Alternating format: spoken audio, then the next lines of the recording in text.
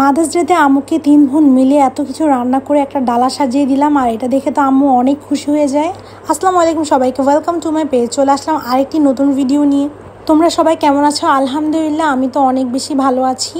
ভিডিওটি কয়েকদিন আগের করা। মাদার্স ডে উপলক্ষে আম্মুকে এই সুন্দর ডালাটি আমরা 3 বোন মিলে সাজিয়ে সারপ্রাইজ দিয়েছি। প্রথমে আমরা এখানে চিংড়ি মালাইকারি বানানোর জন্য চিংড়ি মাছটা ভেজে নিচ্ছিল, আর এই চিংড়ি মালাইকারিটা জিতু রান্না করছিল।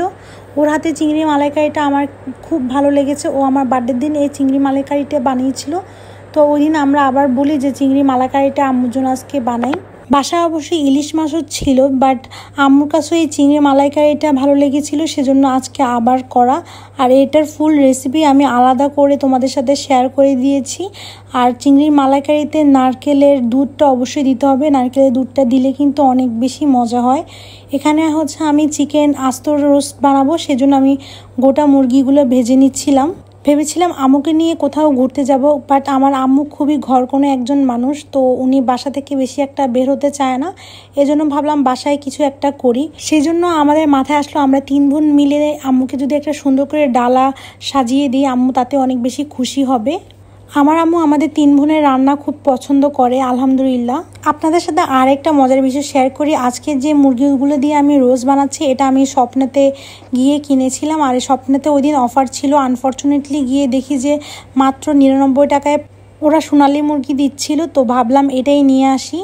আর এটা আমি 4টা ওই দিন নিয়ে চলে এসেছিলাম। 4টা মাত্র 396 টাকায় এসেছিল, মানে 400 টাকাও আসেনি। আর প্রত্যেকটা মুরগি হাফ কেজির মতো হবে। তো আমার কাছে ভালোই লেগেছে ডিলটা, আমি এই জন্য নিয়ে এসেছি।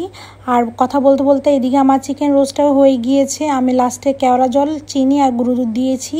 ডালা সাজাতে আরেকটা যে ইনগ্রেডিয়েন্টস লাগবে সেটা হচ্ছে কাবাব। আর এই কাবাব কিন্তু ডালা সাজানোতে দেখতে অনেক বেশি ভালো লাগে। তো আমি এই দিন ফার্স্টবারের মতো আর কি চিকেন কাবাব বানিয়েছি। আমি আগে কখনো চিকেন দিয়ে কাবাব বানাইনি, সবসময় আর কি গরুর মাংস দিয়ে কাবাব বানাই।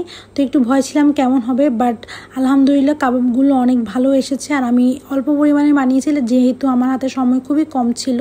দেন সবার লাস্টে হচ্ছে পোলাওটি রান্না করে নিয়েছি। আর পোলাওটি আজকে রান্না করেছি ঋতু, সাথে মটরশুঁটি দিয়েছে। আর মটরশুঁটিগুলো আমি আগেই ফ্রিজে ফ্রোজেন করে রেখেছি সবসময় পোলাও বা বিরিয়ানির সাথে দেওয়ার জন্য।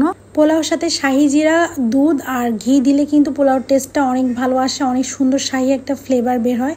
আমাদের পোলাও রান্না করাও শেষ, এখন হচ্ছে সুন্দর করে ডালাটা সাজিয়ে নেওয়ার পালা। তো আমি হচ্ছে বাসায় একটা সিলভার ট্রে ছিল, তো ওই সিলভার ট্রেটা আমি সাইড দিয়ে হচ্ছে ফয়েল পেপার দিয়ে ভালো করে মুড়িয়ে নিয়েছি যেন দেখতে সুন্দর হয়। তো পোলাওগুলো আমি বেড়ে নিচ্ছিলাম আমরা যতটুকু খাবো সবাই মিলে। এই ডালা কিন্তু সবাই মিলে একসাথে